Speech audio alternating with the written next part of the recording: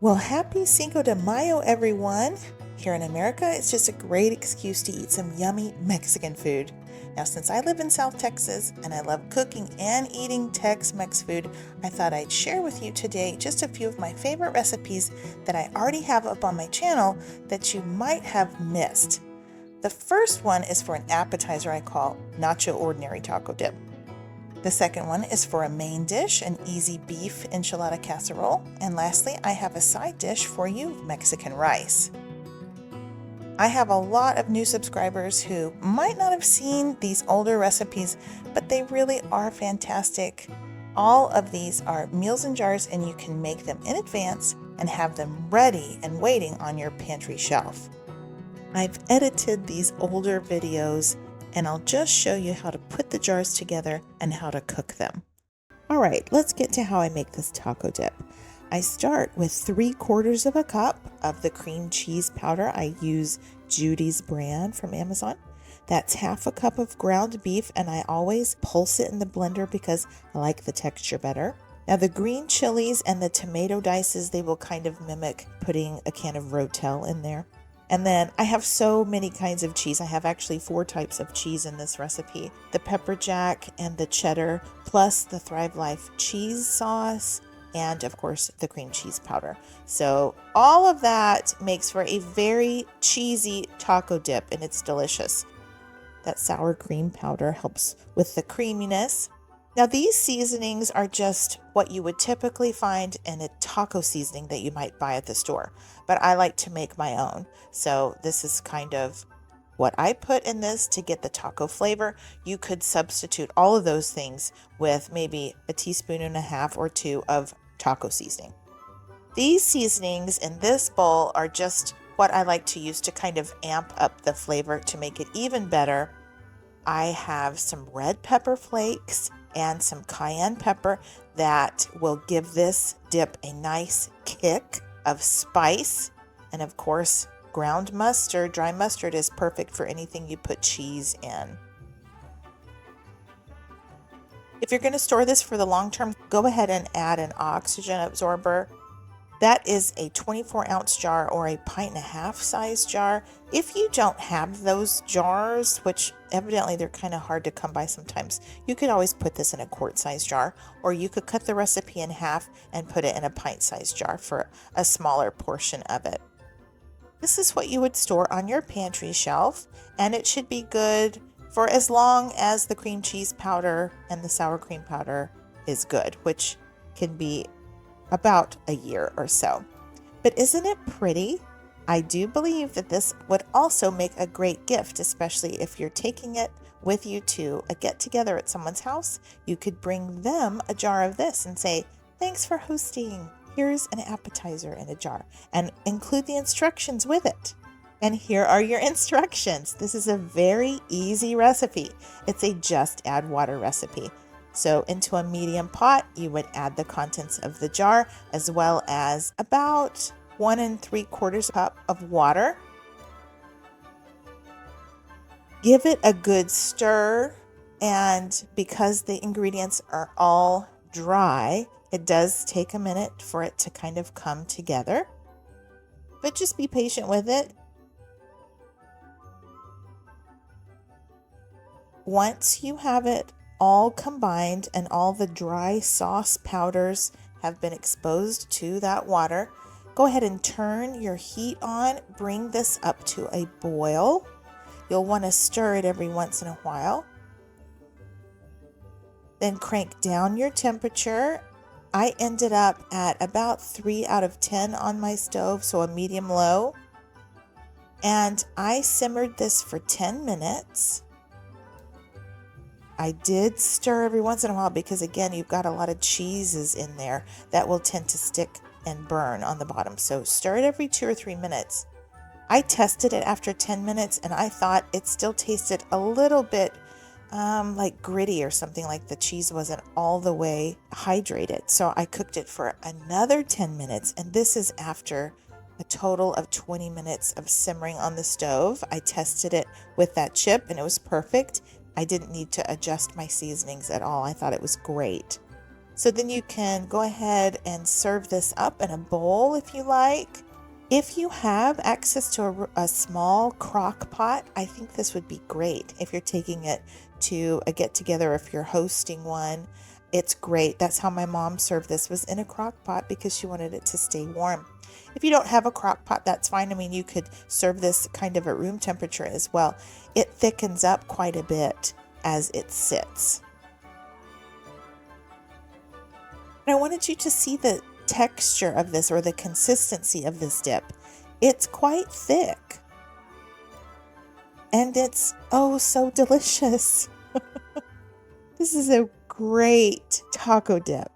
I think y'all are really going to like this one. I hope you give it a try and let me know what you think in the comments. All right, this next recipe is a subscriber favorite as well as one of my favorites. The recipe for the enchilada sauce is just amazing. It's easy, but it's one of the best recipes out there. I think even if you're not making a meal in a jar, you'll like this one. This will serve probably 5 or 6 people, and you'll start with 1.5 cups of the ground beef. I do recommend you pulse it. That's how I pulsed it right there. So see, it's small pieces. It's not a powder. It's just pulsed a couple of times, and that greatly improves the texture of the beef when you put it in the enchiladas. And then alongside the beef, you're going to have 1/2 cup of sour cream powder, 1/2 cup of our cheese sauce, and then you'll start to add some vegetables like the green chilies. They make it flavorful but not really spicy. 2 kinds of onions, and we'll add 1/3 cup of our instant black beans.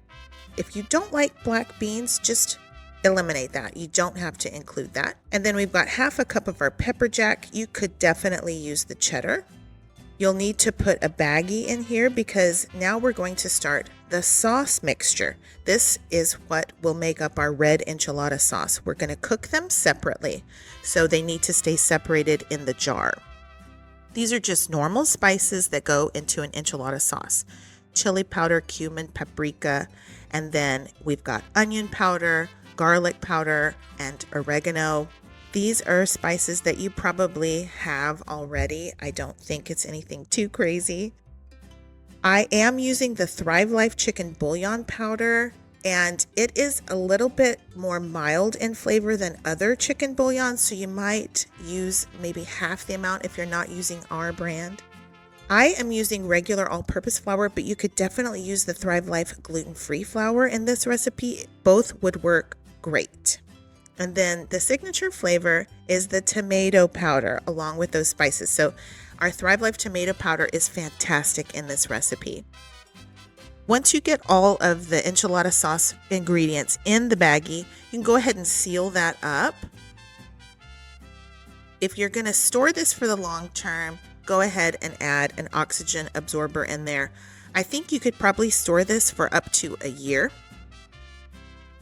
As you store this in your pantry, next to it, you can put a bag of tortilla chips.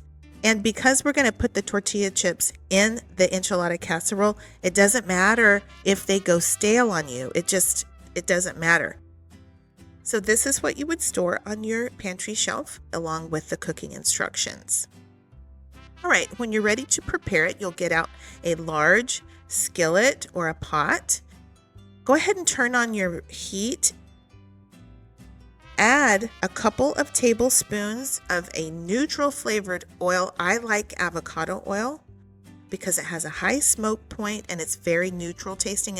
They say it's pretty good for you as well. Add to that a couple of tablespoons of butter. So the combination of those oils will make your sauce taste fantastic. So you'll go ahead and get those heating and the butter melting, and then you can open up your jar and remove that baggie.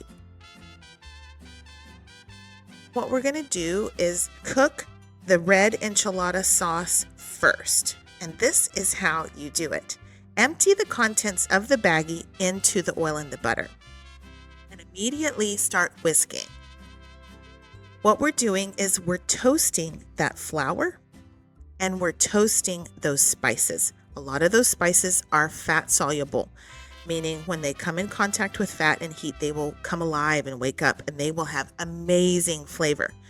After you have toasted that flour and toasted those seasonings, you're going to start adding water, and you'll add it about a cup at a time. You need to have 3 cups of water waiting, and you'll add it about a cup at a time. I turned down my heat there just a little bit, and as you whisk, this will start to come together and look like the base for a gravy or something like that. Once the first cup of water has been incorporated into your spices, then add a second cup of water and continue to whisk. And this is just how you do it. Once it's incorporated fully, then you'll go ahead and add your final cup of water. That's the 3rd cup of water. And after some whisking, you'll see that this is enchilada sauce. That's all there is to it. I mean, it's quite straightforward and simple. That is a basic red enchilada sauce. You can use that for any type of enchiladas that you are going to make at home. Once that comes back to a boil, go ahead and add your meat mixture to that. And because we've got beans in there and some sauce mixes, they do require a bit more liquid. So I went ahead and I added 1 more cup of water to this. Give it a stir. Those sauce mixes, especially in there, they're not going to want to incorporate into the mixture without a little bit of coaxing. So just be patient with it. Stir it well. And eventually, once it starts to heat up, it will incorporate just fine. And then go ahead and bring it to a boil. And be sure to stir from the bottom. Remember, you have cheese in there that is melting. You just need to make sure that you stir from the bottom. After it comes to a boil, you can go ahead and cover it. And you'll want to give this about 20 minutes of simmer time. I had my heat on a medium-low. Every once in a while, I just came along, lifted that lid, and gave it a good stir. You want your ingredients to swim and not to sink. So yeah, every once in a while, just come in here and give it a stir and make sure nothing's sticking on the bottom of your skillet. Now's a great time to taste test and see how you're doing with your seasonings and adjust if necessary. But definitely taste the black beans and make sure they're tender. If they're not, you can add a bit more water and cook it a little bit longer. If everything's good, go ahead and add about a medium-sized bag of chips. And I went ahead and crushed those chips with my spoon. You can crush them in the bag if you want to, but I wasn't going to use the entire bag of chips, so I just crushed them in the skillet. But you want to coat each of those chips with the enchilada sauce mixture. You're just going to want to make sure that everybody is coated, and then you're just going to let it sit on low heat for about 5 minutes. And in that time, during that time, your chips will have absorbed that sauce and they will be tender. Literally, they will mimic a corn tortilla. That's basically what they are. Chips are corn tortillas that have been fried. So they mimic a corn tortilla in a regular enchilada really well. If you want to gild the lily, go ahead and add some extra grated cheese on the top and allow that to melt. If you were eating regular beef enchiladas, that's what they do. They put cheese on the top of them. Yeah, then it's ready to serve up. This is a fantastic casserole. It's really the same thing as a beef enchilada. It's just not rolled. It's in the form of a casserole instead, but you're going to get those same classic flavors. If you like a beef enchilada from a Tex-Mex restaurant, you will love this recipe. Okay, last but not least, I've got my side in a jar recipe. This one is for Mexican rice, and it's So delicious. It's a huge favorite and it goes great alongside those beef enchiladas. I'm going to make about 4 or 5 servings of the rice today. I'm going to put this in a pint-sized jar. I'm going to start with 1 1/4 cups of uncooked medium grain rice. I'm sure long grain rice would work as well, but just so it's uncooked.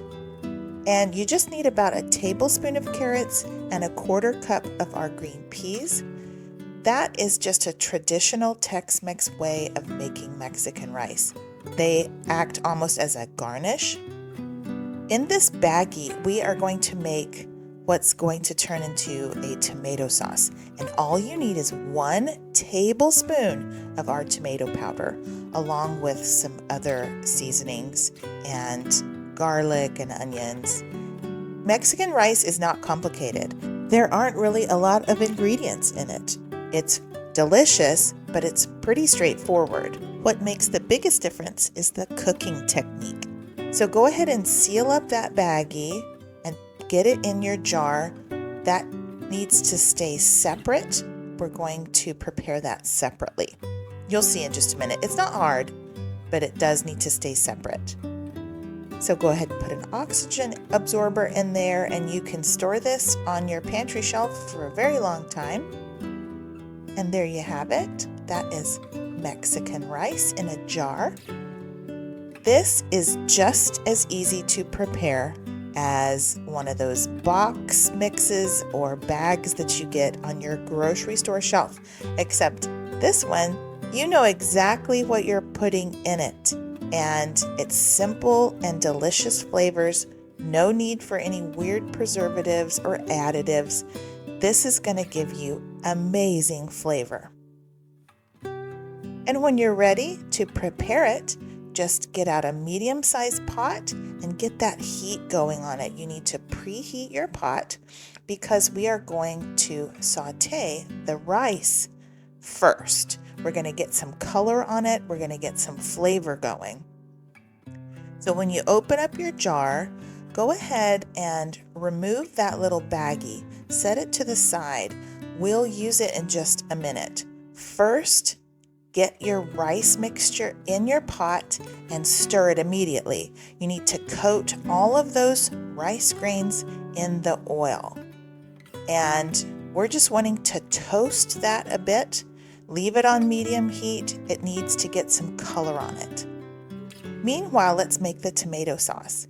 So into the carafe of your blender, add 2 1/2 cups of water and the contents of the baggie. This is going to turn into the tomato sauce or the liquid that we're going to add to the rice.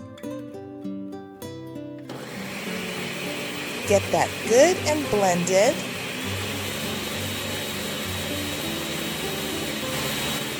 And that's it. That's all you have to do there. Just set that to the side and wait.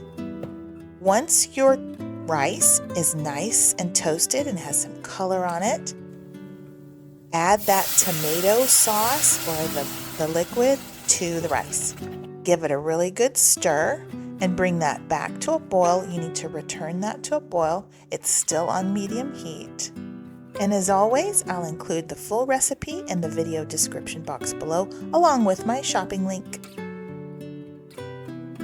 As soon as you get it back to a boil, go ahead and stir it one more time, and then cover that with a tight-fitting lid and reduce your heat all the way down to low.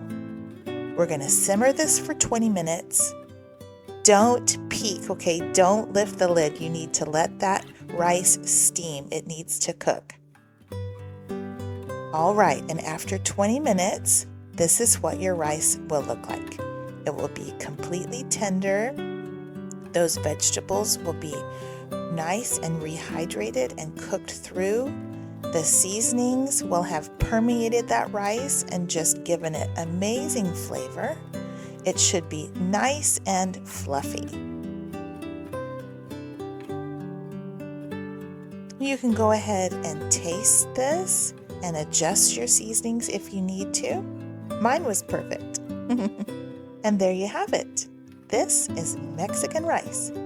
You can serve it alongside any type of Mexican dish. We had it with some quesadillas. Okay, guys. Well, that's it for today.